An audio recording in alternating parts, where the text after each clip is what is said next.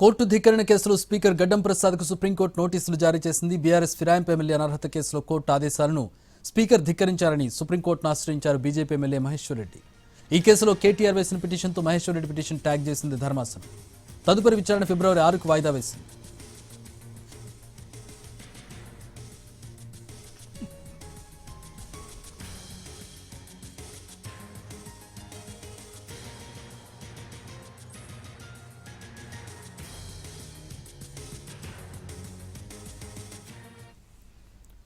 Court ధిక్కరణ కేసులో speaker గడ్డం ప్రసాద్ కు సుప్రీంకోర్టు నోటీసులు జారీ చేసింది. బీఆర్ఎస్ ఫిరాయింపు ఎమ్మెల్యే అనర్హత కేసులో కోర్టు ఆదేశాలను స్పీకర్ ధిక్కరించారని సుప్రీంకోర్టును ఆశ్రయించారు BJP MLA Maheshwar Reddy.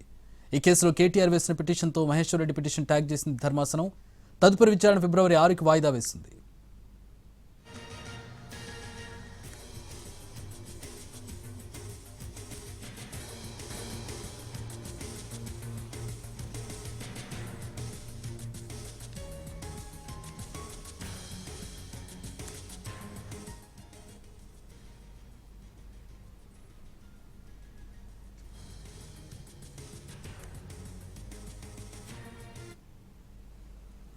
BJP MLA Maheshwar Reddy petition ఏంటి, ఎట్లాంటి నోటీసులు స్పీకర్ గడ్డం ప్రసాద్కి వచ్చాయి? పూర్తి వివరాలు మా ప్రతినిధి రాజు ఢిల్లీ నుంచి జాయిన్ అవుతున్నారు. రాజు, మహేశ్వర్ రెడ్డి వేసిన పిటిషన్ ఏంటంటే ఏ విధంగా కంటెంప్ట్ ఆఫ్ కోర్ట్ కిందకి తీసుకొచ్చారు ఆయన?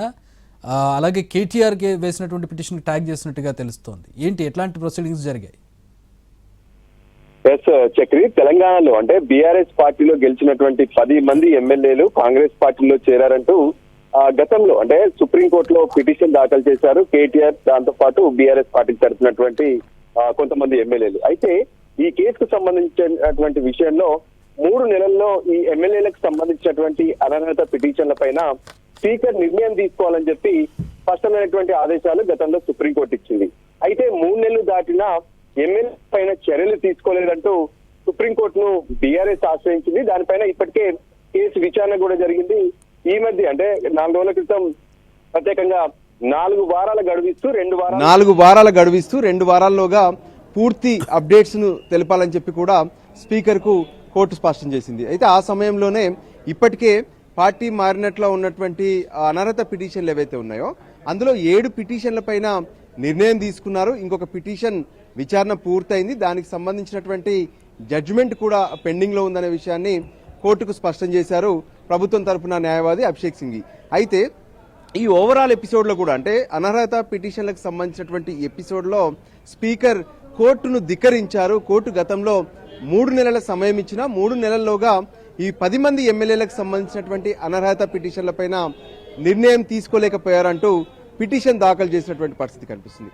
అదే విషయాన్ని మహేశ్వర్ రెడ్డి తన పిటిషన్ లో పలు అంశాలను పేర్కొన్నారు. అంటే ఎవరైతే ఎమ్మెల్యేలు పార్టీ మారినట్టుగా అన్ని ఆధారాలు ఉన్నాయి, దాంతో పాటు 3 నెలల్లో సుప్రీంకోర్టు నిర్ణయం తీసుకోవాలని చెప్పి ఆదేశాలు జారీ చేసినా వీటిని ఫాలో కాలేదంటూ మహేశ్వర్ రెడ్డి సుప్రీంకోర్టును ఆశ్రయించారు. అయితే ఈ కేసుకు సంబంధించి ఇప్పటికే ప్రధాన పిటిషనర్ గా బీఆర్ఎస్ పార్టీ, దాంతో పాటు వర్కింగ్ ప్రెసిడెంట్ కేటీఆర్ సంబంధించినటువంటి కేసు ఉంది. సో అందుకోసమే ఈ పిటిషన్ ప్రకారం స్పీకర్ కు నోటీసులు జారీ చేస్తూనే ప్రధాన పిటిషన్ అయితే ఏదైతే ఉందో అంటే బీఆర్ఎస్ దాఖలు చేసినటువంటి పిటిషన్ కు ట్యాగ్ చేస్తూ ఏదైతే ఫిబ్రవరి 6వ తేదీన జరిగేటటువంటి విచారణ సందర్భంగా అన్ని పిటిషన్లను కలిపి విచారిస్తామంటూ కూడా సుప్రీంకోర్టు ధర్మాసనం స్పష్టం చేసింది. ఈ రోజు ఈ కేసును జస్టిస్ సంజయ్ కరోల్, జస్టిస్ అగస్టిన్ జార్జ్ల ధర్మాసనం విచారించింది. ఇదే కోర్టు బీఆర్ఎస్ వేసినటువంటి కేసులను కూడా విచారిస్తుంది. అందులో భాగంగానే 16వ తేదీన ఆ విచారణ జరిగింది. సో ఈలోగా ఈ పిటిషన్ రావడం, వీటన్నిటి కూడా కలిపి అంటే ట్యాగ్ చేసే ఈ కేసు విచారణ అనేది జరుగుతుందనే విషయాన్ని స్పష్టం చేశారు. మొత్తానికి గతంలో అంటే ఏ విధంగానైతే కిషన్ రెడ్డి అటు సికింద్రాబాద్ పార్లమెంట్ నుంచి పోటీ చేసినటువంటి సమయంలో కాంగ్రెస్ పార్టీ నుంచి దానం నాగేందర్ పోటీ చేశారు ఎంపీగా. సో దానం నాగేందర్ అప్పటికే బీఆర్ఎస్ పార్టీలో గెలిచారు, ఎమ్మెల్యేగా ఉన్నారు ఖైరతాబాద్ నుంచి. సో ఆయన మళ్ళీ అక్కడ రాజీనామా చేయకుండానే అక్కడ బీఆర్ఎస్ పార్టీకి సంబంధించినటువంటి బీఫామ్ తీసుకొని ఎమ్మెల్యే గెలిచినటువంటి వ్యక్తి మళ్ళీ కాంగ్రెస్ బీఫామ్ మీద పోటీ చేశారు. సో ఇటువంటి ఆధారాలన్నీ కూడా తమ వద్ద ఉన్నాయనేది ఇటు బీజేపీ కూడా స్పష్టం చేస్తుంది. దానికి అనుగుణంగా రానున్నటువంటి విచారణ నాటికి అంటే ఈ ఇద్దరి కేసు ఎందుకు విచారించలేదని కూడా బీజేపీ పిటిషన్లో పేర్కొంది.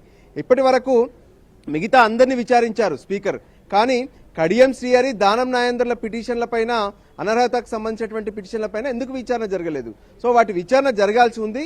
ఇదంతా ఖచ్చితంగా కోర్టు ధిక్కరణ కిందికే వస్తుందంటూ వాదనలు వినిపించే ప్రయత్నం చేశారు. కానీ ఇక్కడ ఈ రోజు ఎటువంటి వాదనలు జరగలేదు. వాళ్ళ పిటిషన్ను పరిశీలించి ఇప్పటికే ఈ కేసు సుప్రీంకోర్టులో ఉన్నందున పాత ప్రధాన పిటిషన్కు ట్యాగ్ చేస్తూ ఈ వేసినటువంటి పిటిషన్ ఆధారంగా నోటీసులు స్పీకర్కు జారీ చేశారు. Chakri. All right, thanks for the updates Raju.